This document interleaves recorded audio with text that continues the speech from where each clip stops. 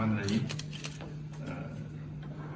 جناب محترم قاضی محمد الیاس صاحب, چیئرمین اسلام آباد chamber of small traders and small industries, جناب محترم محمد اویس ستی صاحب, پریزیڈنٹ اسمال چیمبر, شیخ طیب صاحب, سینئر وائس پریزیڈنٹ,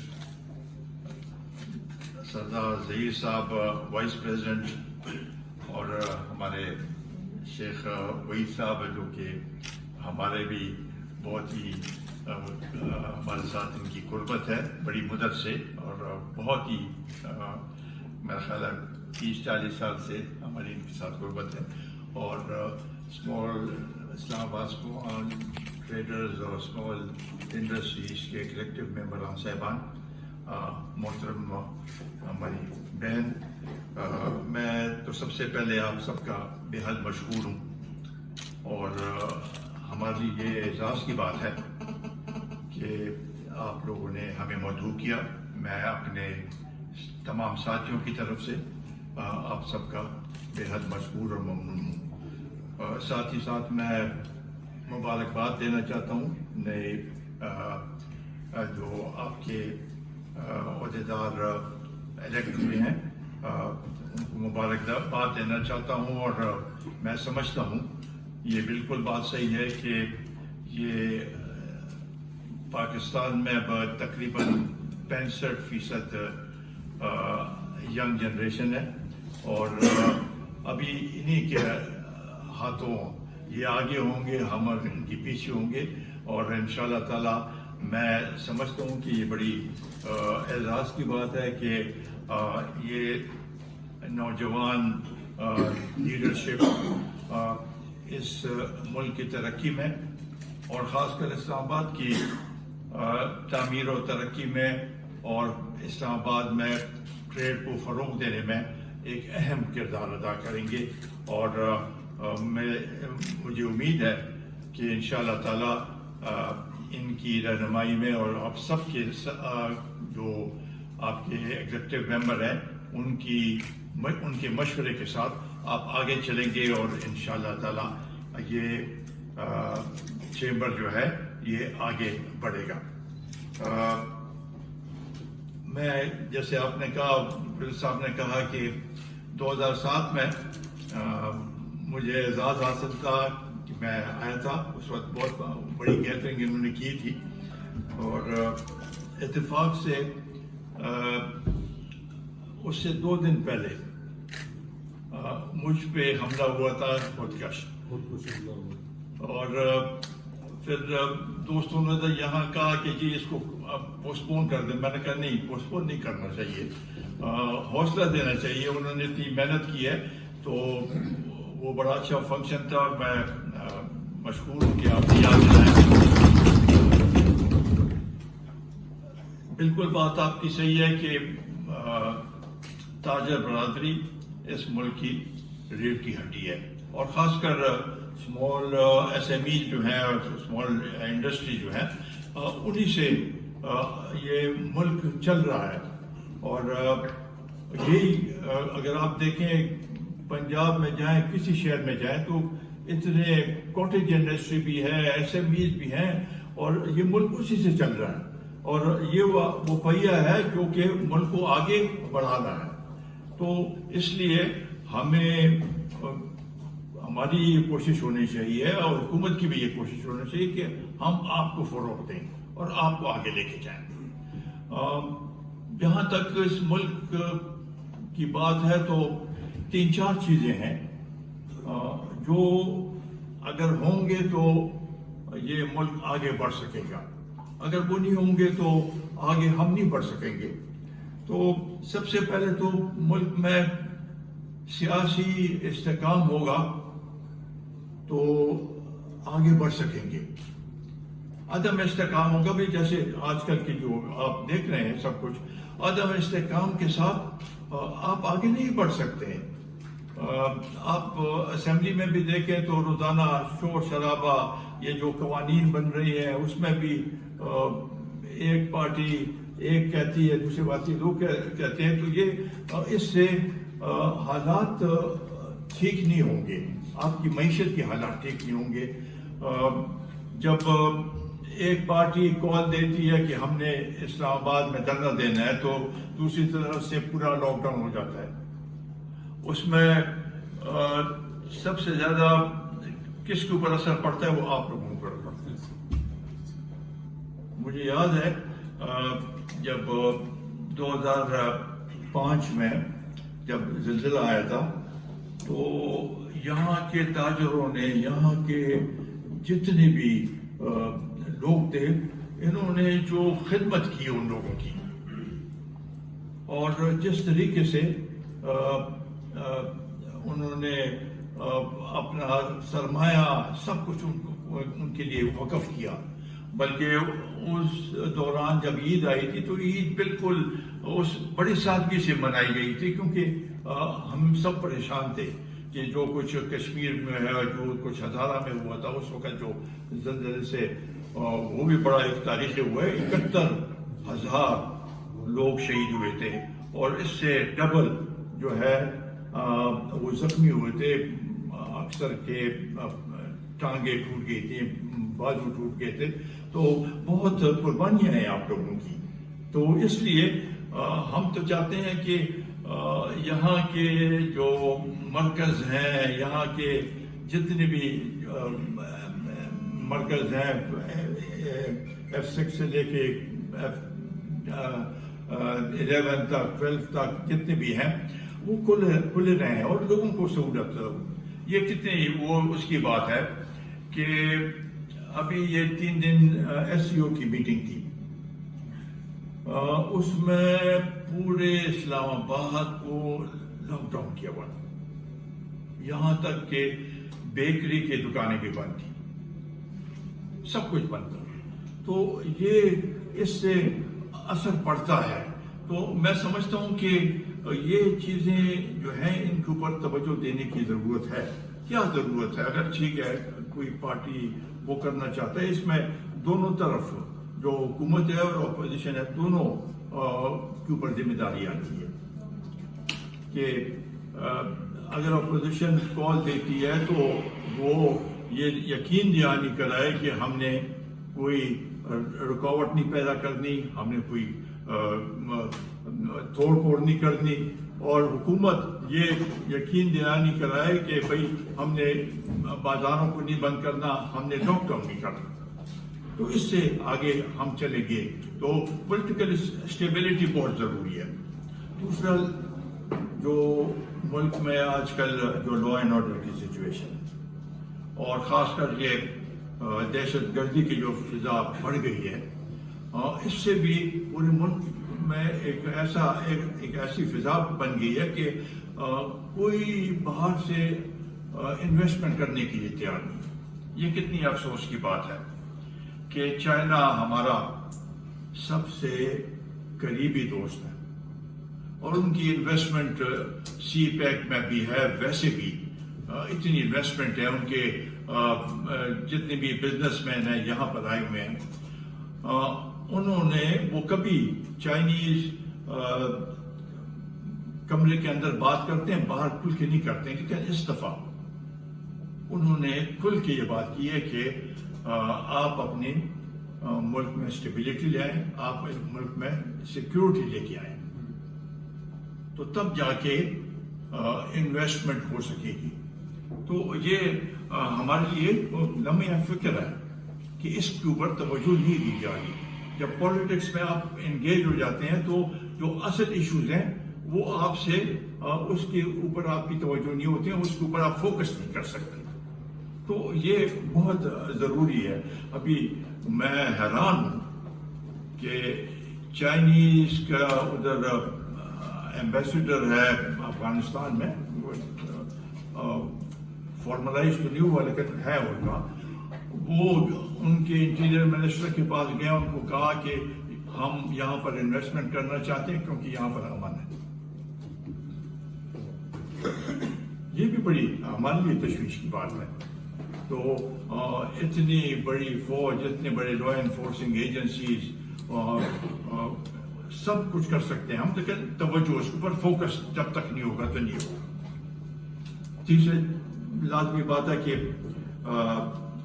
اکانومی جو ہے ہماری اس کو ہم آپ نے دیکھا ہوگا اتنے سالوں سے کئی فائنانس منسٹرز آئے ہیں، کئی حکومتیں آئی ہیں، ہر کوئی آتا ہے تو کہتا ہے کہ ہمارے وقت میں جب جاتا ہے ہمارے وقت میں یہ دور دوسری حکومت نے یہ خراب کی ہے.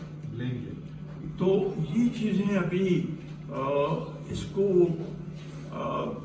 جو ڈیولپمنٹ ہے ملک کی اکانومی ہے اس میں اس کو سب پولیٹیکل پارٹیز اس کے اوپر مل بیٹھ کے یہ فیصلہ کرے کہ جو بھی آئے گا ہم نے اس جہاں پر انہوں نے چھوڑا ہم نے اس سے آگے اس کو لے کے جانا. تو جب جا کے کام چلے گا. بنگلہ دیش میں ہے ایسے، یہاں پر جو بھی حکومت آتی ہے وہ کہتے ہیں کہ پچھلی حکومت نے جو کچھ کیا وہ غلط کیا. تو یہ چیزیں جو ہے یہ ہمیں ہم سفر کرتے ہیں اس کی وجہ سے. ابھی اکانومی میں ٹھیک ہے حالات وہ ہیں، ہم IMF کے اس میں سکنجے میں ابھی پھنسے ہوئے ہیں، لیکن اس حکومت کو کم از کم ابھی عوام کو اور خاص کر جو اس ملک میں انویسٹمنٹ کرنا چاہتے ہیں آپ لوگ جو کہ اس کو آگے بڑھا رہے ہیں، کم از کم ایک صحیح روڈ میپ دینا چاہیے کہ یہ ہم کرنا چاہتے ہیں، اس طریقے سے کرنا چاہتے ہیں، اس طریقے سے ہم IMF کے سکنجے سے نکل آئیں گے. یہ اگر اس طریقے سے ہم یہ لوگوں کو نہیں بتائیں تو کانفیڈنس بلڈنگ نہیں ہوگی، ملک میں کانفیڈنس بلڈنگ نہیں ہوگی. تو یہ چیزیں ہیں جو اس کے اوپر توجہ دینے کی ضرورت ہے کہ ہم اکانومی کو کیسے IMF کے سکنجے سے نکالیں گے. اور اکانومی کے ساتھ ابھی آپ سب کی بھی یہ پرابلمس ہوں گی، ہر ایک گھرانے کی آج کل پرابلم ہے. اس میں جو بجلی ہے، گیس ہے، یہ دو ایسی چیزیں ہیں جس سے ہر کوئی کہتا ہے مہنگائی ہے، مہنگائی تو ہے، اور اس کے ساتھ GST بھی اتنی زیادہ وہ لگا دی ہے، 18% GST ہو کسی ملک میں تو لازمی بات ہے وہ تو پاس آن ہو جائے گا، غریب لوگوں کو سب کو پاس آن ہو جائے گا. اور ملکوں میں فوڈ آئٹمس پہ GST نہیں لگتا،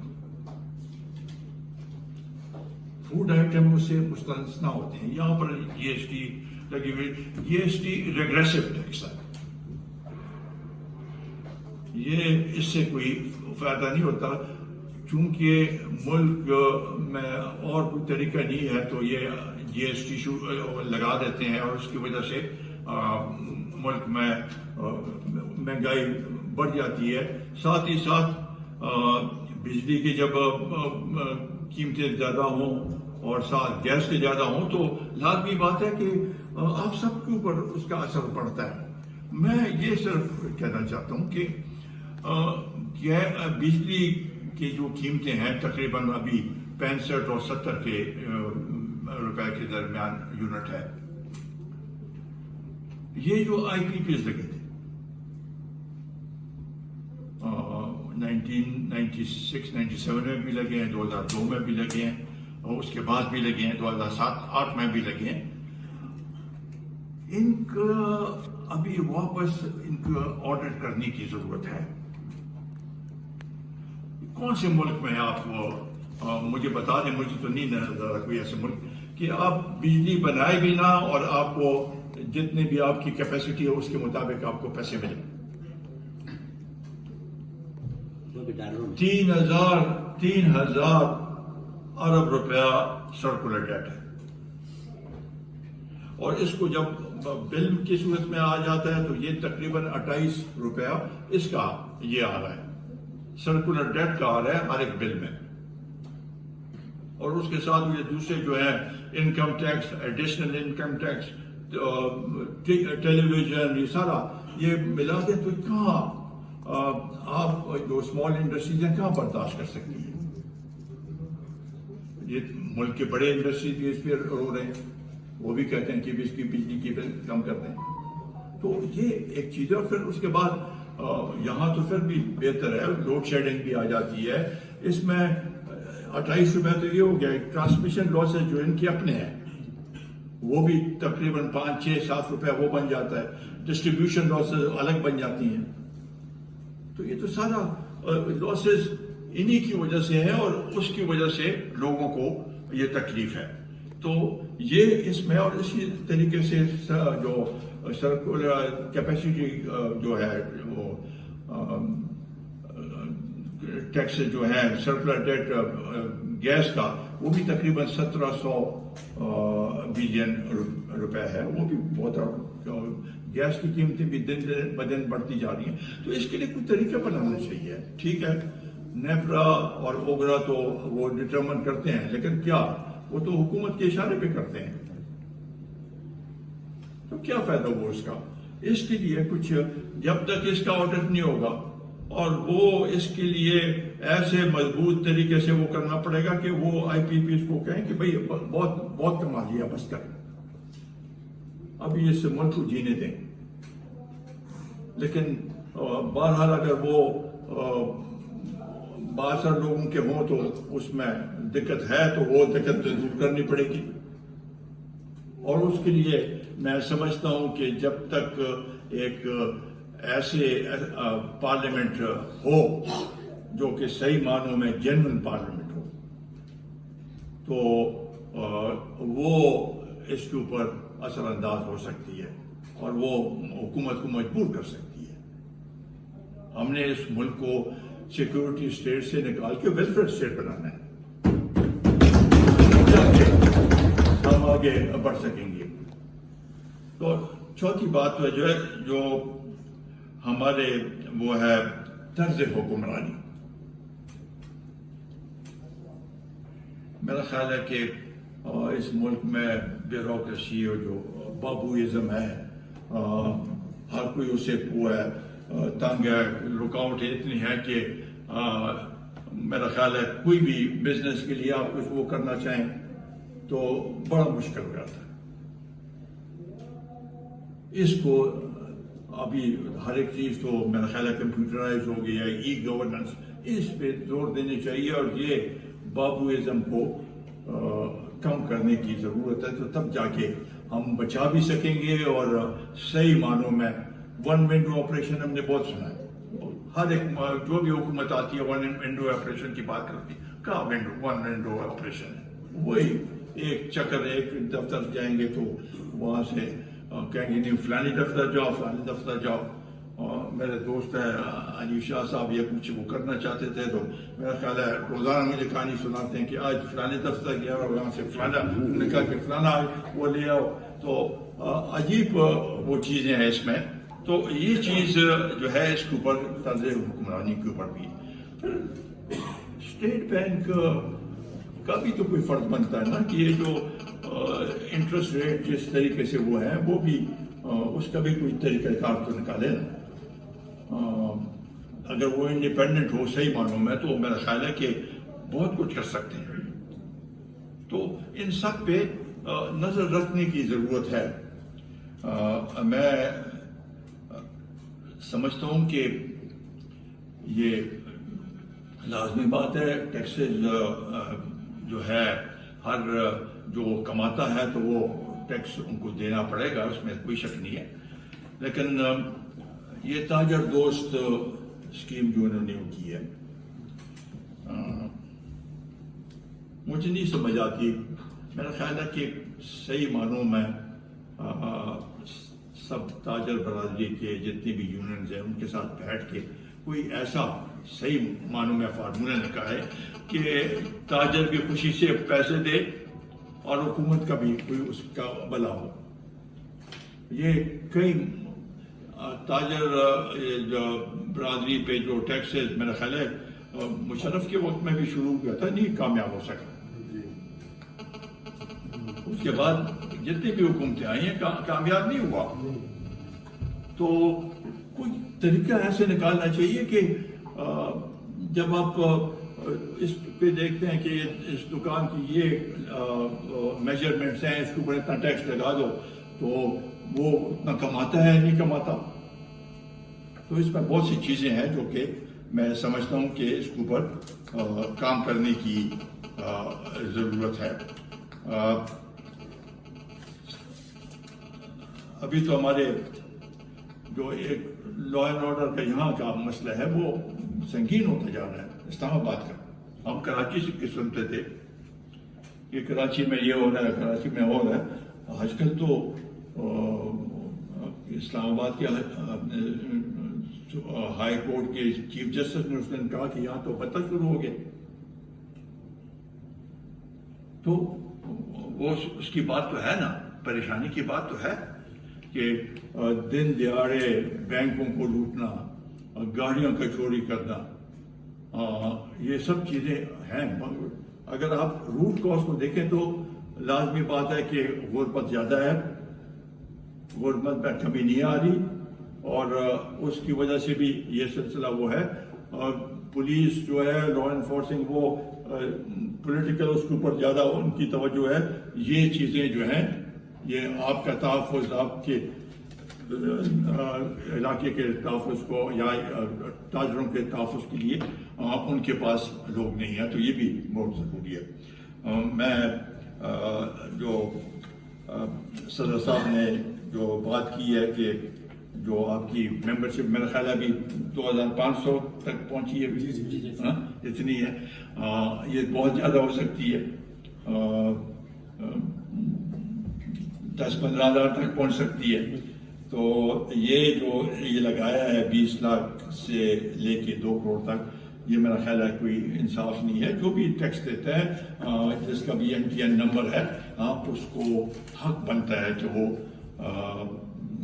اس چیمبر کا ممبر بن سکے. تو اس کے لیے ہم ضرور کوشش کریں گے.